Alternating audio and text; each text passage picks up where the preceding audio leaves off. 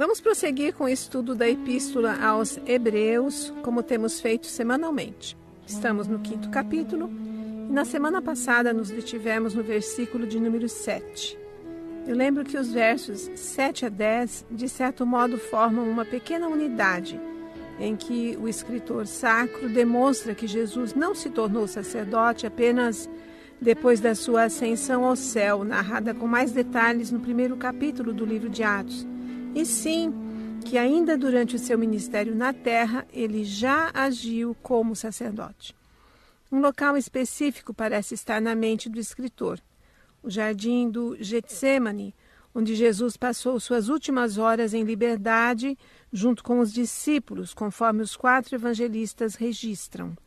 Foi nesse local, para onde costumava se retirar, que Jesus travou uma grande luta espiritual antes de ser preso. Ali, ele executou a função de sacerdote e o que ofereceu foram suas orações e súplicas, que nada tinham de mera formalidade, e sim consistiam numa profunda adoração, expressando a dimensão inimaginável da agonia física e espiritual de Jesus, expressa pelas gotas de sangue caindo ao chão, conforme Lucas registrou. Ele viu o cálice amargo da ira de Deus lhe sendo entregue. No Getsêmani e na cruz, Jesus experimentou a morte eterna, pois sobre ele estava o imenso peso dos nossos pecados. O forte clamor de Jesus foi dirigido a Deus Pai, aquele que podia livrá-lo da morte, como diz o autor de Hebreus. Como escreveu o professor Simon Kistemaker, a oração de Jesus não surgiu da ignorância, pois, sendo ele 100% homem e 100% Deus, sabia que o Pai o havia comissionado para redimir o mundo por meio da sua morte, por meio da morte sacrificial do Filho, a segunda pessoa da Trindade Santa. Contudo, ele viu os horrores de sofrer as indescritíveis agonias de ser abandonado por Deus e provar a morte eterna. Isso não significa, porém, que a oração e as súplicas de Jesus não tenham sido ouvidas. Ele foi atendido, inclusive. Porém, como ele acompanhou sua oração com o pedido para que a vontade de Deus prevalecesse, Jesus reverentemente submeteu-se à vontade do Pai.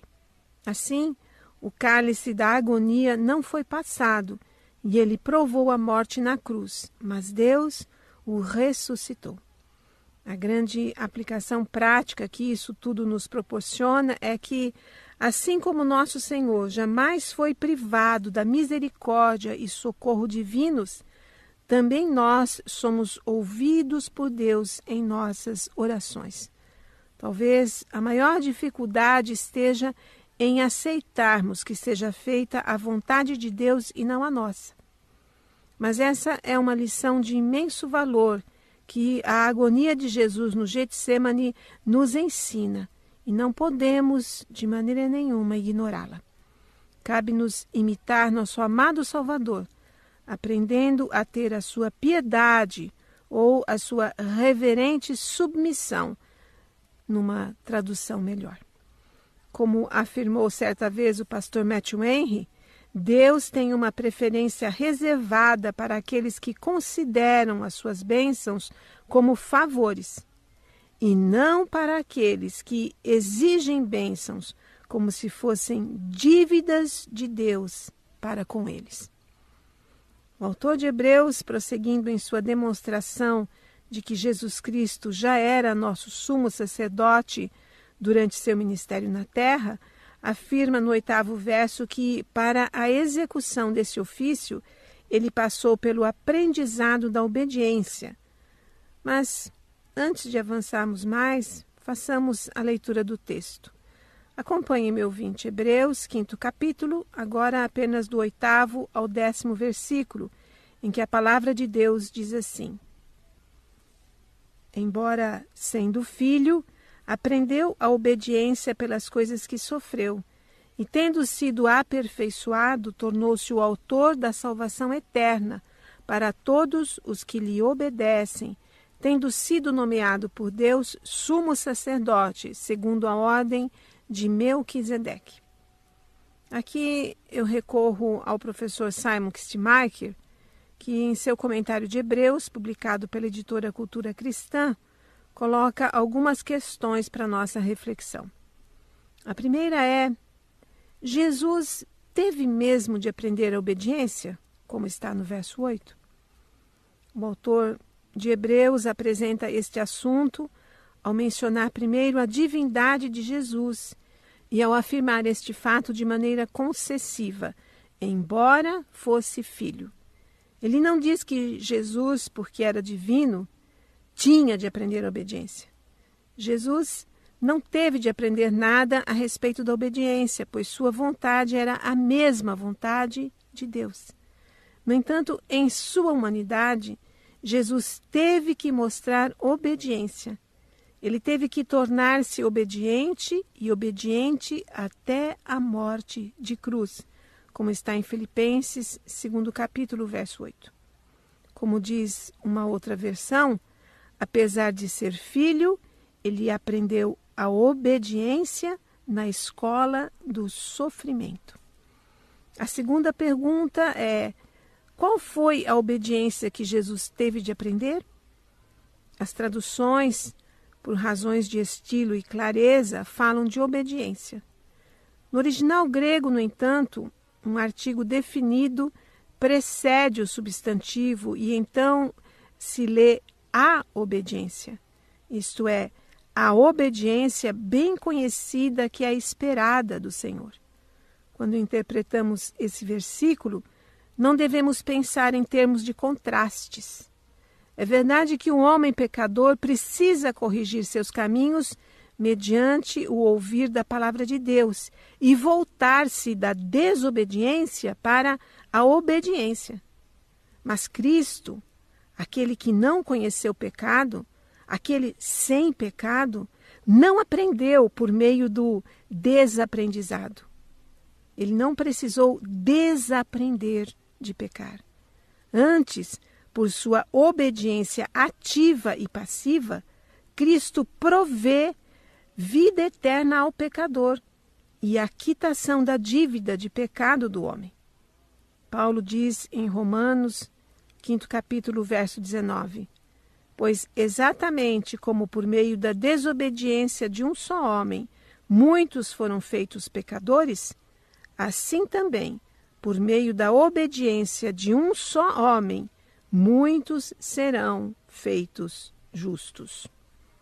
O reformador e teólogo João Calvino, em seu comentário de Hebreus, publicado pela editora Fiel, faz preciosas observações a respeito dessa questão, meu ouvinte, que eu quero compartilhar com você.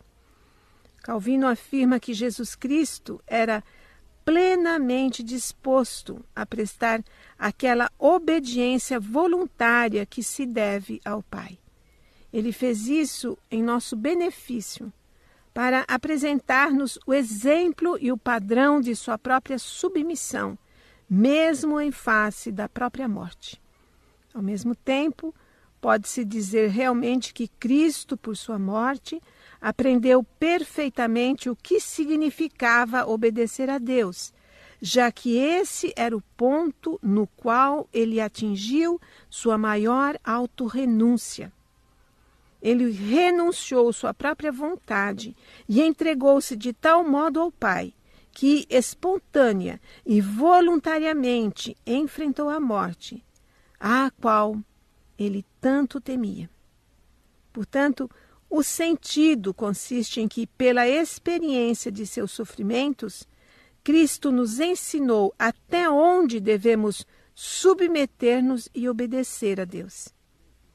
É justo, portanto, que, através do seu exemplo, sejamos ensinados e preparados por todo gênero de sofrimentos e, finalmente, pela própria morte, a prestar obediência a Deus.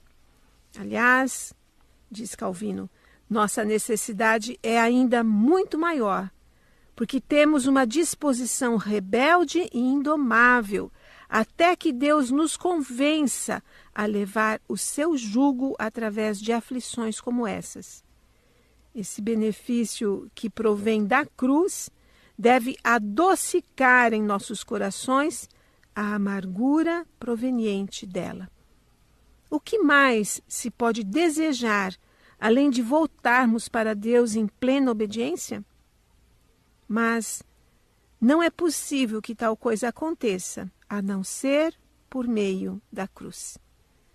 Pois em tempos de prosperidade, corremos livremente, expansivamente a rédeas soltas, e na maioria dos casos, quando nos tiram o jugo, manifesta-se em nós a incontinência de nossa carne.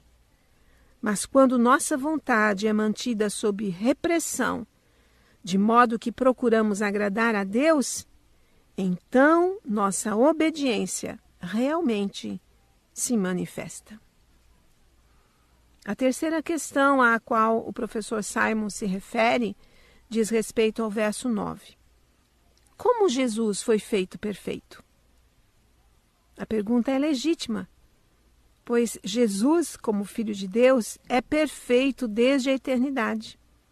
Mas em sua humanidade, Jesus cresceu em sabedoria e estatura e em graça diante de Deus e dos homens, como consta no Evangelho conforme Lucas, 2º capítulo, verso 52. Nós vemos seu desenvolvimento na escola da obediência. Assim como a responsabilidade se torna mais pesada para Jesus, assim também aumenta a sua vontade de assumir a tarefa que seu Pai lhe deu. No jardim do Getsêmani e na cruz do Calvário, ele sofreu os testes máximos.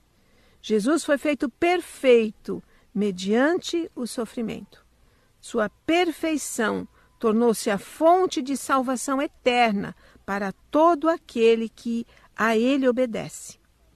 O autor de Hebreus, de fato, repete o pensamento que expressou no 2º capítulo da carta, verso 10. Jesus, feito perfeito mediante o sofrimento, conduz muitos filhos à glória. A perfeição, portanto, deve ser vista como uma conclusão da tarefa que Jesus tinha de realizar. Comentando essa questão, João Calvino considera que o termo santificado ajusta-se melhor ao contexto do que o termo aperfeiçoado. A palavra grega empregada significa os dois termos. Contudo, uma vez que essa seção da carta está tratando do sacerdócio, o escritor sacro, de forma apropriada e conveniente, deve ter usado o termo com o sentido de santificação. Calvino lembra a passagem da oração sacerdotal no Evangelho conforme João, capítulo 17, verso 19, em que Jesus mesmo fala assim, quando diz: em favor deles, eu me santifico a mim mesmo. Daí se faz evidente que a referência em Hebreus, 5º capítulo, verso 9, é justamente a natureza humana de Cristo Jesus, na qual ele exerceu o ofício de sacerdote e na qual ele sofreu. A quarta pergunta do professor Simon é: o que o escritor sacro quer dizer por o autor ou a fonte da salvação eterna? O escritor de Hebreus chama a Jesus de autor da salvação, no capítulo 2, verso 10. E algumas traduções dizem aqui no verso 9 que ele é a fonte da salvação. Essas duas expressões são sinônimas. Jesus é o capitão, o chefe, o originador e a causa da salvação. Quando o escritor sacro usa a palavra autor, ele não abre uma discussão sobre a causa primária da salvação. Deus, o Pai, comissionou seu Filho para efetuar a salvação. Em vez disso, o autor, o escritor sacro, usa o termo autor ou fonte no contexto de sua discussão sobre o sumo sacerdócio de Cristo. Ao concretizar sua obra redentora, especialmente no Getsêmani e no Gólgota, Jesus é a fonte da salvação eterna. Isso está de acordo com Isaías, capítulo 45, verso 17, onde lemos que Israel será salvo pelo Senhor com salvação eterna. Somente aqueles que obedecem a Jesus participam da salvação que ele fornece. O autor F. Bruce descreve o conceito de obediência adequadamente quando escreve: a salvação que Jesus obteve é dada a todos os que lhe obedecem. Existe alguma coisa apropriada no fato de que a salvação que foi obtida pela obediência do Redentor deva estar disponível para a obediência do redimido. A quinta pergunta é: como o autor de Hebreus conclui sua discussão sobre o sacerdócio de Cristo?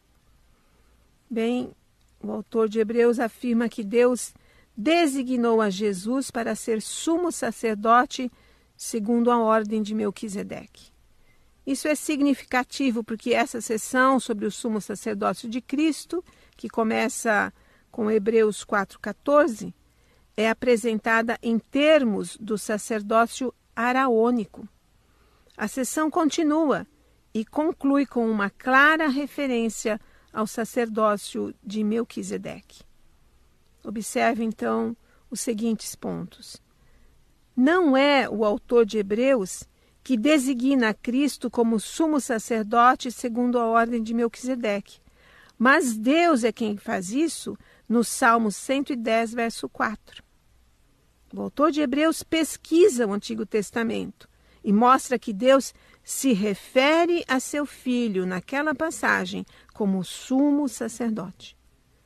O tema do sumo sacerdócio de Cristo é importante para o autor de Hebreus. Ele introduz o assunto no 2º capítulo, verso 17. Depois de uma discussão sobre a desobediência de Israel no deserto e o significado do descanso, o autor volta a esse assunto em Hebreus 4,14 até o capítulo 5, verso 10. E o tema finalmente é considerado por inteiro em Hebreus capítulo 7.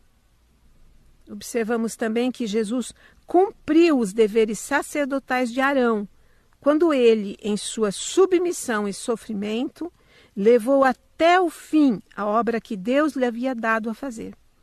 Assim, Jesus tornou-se a fonte da salvação eterna para todos os que lhe obedecem. Isso nunca poderia ser dito de Arão ou de qualquer outro sumo sacerdote que veio depois de Arão. O tema do sacerdócio de Cristo, segundo a ordem de Melquisedeque, é profundo. Na verdade, o escritor de Hebreus diz ser difícil de explicar no verso 11. E isso o leva a interromper esse tema para dar uma palavra pastoral aos seus leitores. Essa palavra ou exortação ocupa o final do 5º capítulo. Vamos à leitura do texto. Acompanhe Hebreus, 5º capítulo, do verso 11 ao 14, onde lemos: a esse respeito, temos muitas coisas que dizer e difíceis de explicar, porquanto vos tendes tornado tardios em ouvir. Pois, com efeito, quando devíeis ser mestres, atendendo ao tempo decorrido, tendes novamente necessidade de alguém que vos ensine, de novo, quais são os princípios elementares dos oráculos de Deus. Assim vos tornastes como necessitados de leite, e não de alimento sólido. Ora, todo aquele que se alimenta de leite é inexperiente na palavra da justiça, porque é criança. Mas o alimento sólido é para os adultos, para aqueles que, pela prática, têm as suas faculdades exercitadas para discernir não somente o bem, mas também o mal. Como podemos observar, o escritor de Hebreus faz uma interrupção no assunto do qual vinha tratando e passa a fazer uma exortação pastoral aos seus leitores. Antes de voltar ao tema do sacerdócio de Cristo, ele sente a necessidade de preveni-los de forma veemente contra o perigo da apostasia, do abandono da confiança plena em Jesus Cristo. Assim, do verso 11 do 5º capítulo ao verso 12 do 6º capítulo, o grande tema é o apelo: não apostatem. À luz do texto bíblico, constatamos que um comportamento perigoso havia se instalado entre aqueles judeus convertidos ao cristianismo, a quem essa epístola foi dirigida em primeira mão. Observemos o que diz o verso 11. A esse respeito, temos muitas coisas que dizer e difíceis de explicar, porquanto vos tendes tornado tardios em ouvir. Tardios em ouvir, meu ouvinte, é o título que poderíamos acrescentar a essa seção final do 5º capítulo. Observe que o autor da epístola não havia esgotado o assunto do sacerdócio de Cristo em comparação com o de Melquisedeque. Porém, embora esse fosse um tema difícil de ser explicado, tornava-se mais difícil ainda devido à compreensão lenta dos seus leitores. No comentário de Calvino existe uma nota de rodapé em que consta que ter ouvidos entorpecidos é ser desatento, mas ter ouvidos preguiçosos parece significar estupidez, compreensão lenta. E esse último sentido é o que parece ser o caso nesse versículo. Isto é, lerdeza ou lentidão em compreender. Na linguagem bíblica, ouvir com os ouvidos significa entender. Em Mateus 11, verso 15, Jesus dá um maravilhoso testemunho sobre João Batista e conclui: quem tem ouvidos para ouvir, ouça. Em João 8,43, defendendo a sua missão e a sua autoridade, Jesus diz aos judeus: qual a razão por que não compreendeis a minha linguagem? É porque sois incapazes de ouvir a minha palavra. E no livro do Apocalipse, Jesus termina cada uma das 7 cartas às igrejas da Ásia Menor com o mesmo alerta: quem tem ouvidos, ouça o que o Espírito diz às igrejas. Portanto, ouvir, biblicamente, é o mesmo que entender. Portanto, ter ouvidos preguiçosos é ser lento ou tardio em compreender a palavra de Deus. Um comentarista chamado Stuart vai mais longe e diz que o sentido da expressão tardios, no verso 11, é: sois de compreensão obtusa. Assim, uma vez que o problema não estava no assunto e sim nos leitores, o escritor de Hebreus interrompe o raciocínio que vinha desenvolvendo e faz essa repreensão, possivelmente para ver se com isso despertava o interesse deles e mais tarde, então, voltaria ao assunto principal. João Calvino observa a esse respeito que Deus trata conosco de uma forma tão clara e isenta de ambiguidade que sua palavra é com razão denominada de luz. Seu brilho, contudo, é ofuscado por nossas trevas.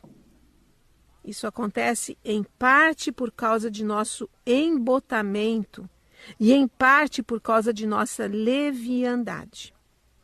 Além de sermos mais do que obtusos em nosso entendimento das verdades de Deus, acrescenta-se a esse defeito a depravação de nossos afetos.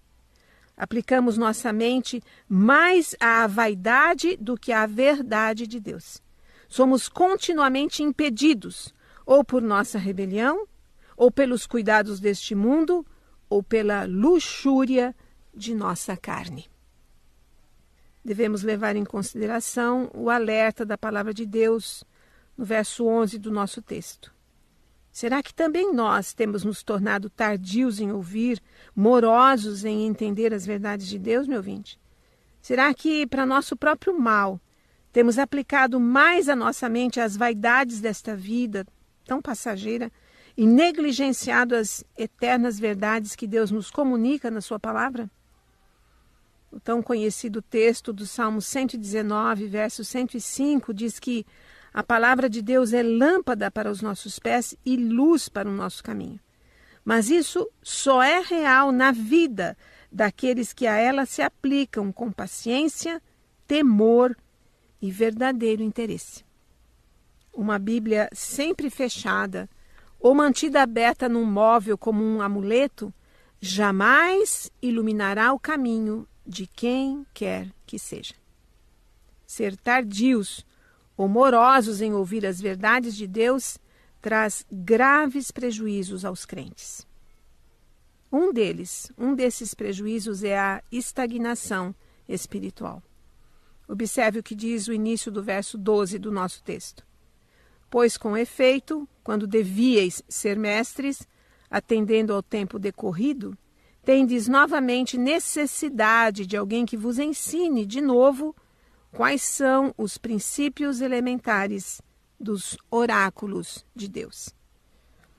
A expressão princípios elementares dos oráculos de Deus, obviamente, significa as verdades elementares da palavra de Deus, como consta em uma outra tradução da Bíblia. A respeito dessa passagem, o professor Simon faz uma pergunta interessante. Quantos anos de preparo são necessários para ensinar a fé cristã? O autor de Hebreus não especifica o número de anos, mas indica que, na época de seus escritos, os leitores já deveriam ser mestres. O tempo designado para aprender os ensinos da fé foi extenso. Seus leitores estão sob a obrigação de pagar dividendos, de dar um retorno. Eles devem ser capazes de ensinar a outros os ensinos da palavra de Deus. Porém, eles, na verdade, ainda não são capazes de fazê-lo. A igreja cristã deve crescer para que exista. Aqueles que ouviram o Evangelho e o aceitaram pela fé devem compartilhar seus conhecimentos com outros que precisam de instrução. Quando o escritor de Hebreus diz, de fato, devido ao tempo, devia ser mestres, ele não está falando sobre educadores profissionalmente qualificados. Antes, ele se refere ao crente que ouviu as histórias bíblicas e foi ensinado na doutrina da salvação. Mas, apesar disso, falha em pôr sua habilidade em prática para conduzir outros ao conhecimento da salvação em Cristo. Que decepção quando um cristão que tem a oportunidade de testemunhar de Cristo e ensinar o Evangelho recusa-se a fazer isso porque se sente despreparado. O autor de Hebreus comenta essa situação e diz que alguns deles necessitavam ser ensinados nas verdades elementares, nas verdades básicas da palavra de Deus novamente. Essa é uma séria admoestação, uma veemente censura. Os escritores dos catecismos na época da Reforma, como testemunha Simon Kistemaker, incorporaram 3 documentos cristãos em seus ensinos: o Credo dos Apóstolos, os 10 Mandamentos e a oração do Pai Nosso, que foram considerados por eles o ABC da fé cristã. Se um crente soubesse como explicar as doutrinas básicas desses 3 elementos da fé cristã, ele poderia testemunhar de Cristo e ensinar a outros. O autor de Hebreus afirma que, se seus leitores não sabem nem as verdades elementares, alguém deve ensinar-lhes novamente. Isso mostra a estagnação espiritual em que aqueles crentes estavam por terem se tornado tardios em ouvir. Outro prejuízo espiritual é a ignorância na fé. Observe o que diz o final do verso 12. Assim vos tornastes como necessitados de leite e não de alimento sólido. A palavra leite, nesse contexto, significa as coisas mais básicas da fé cristã.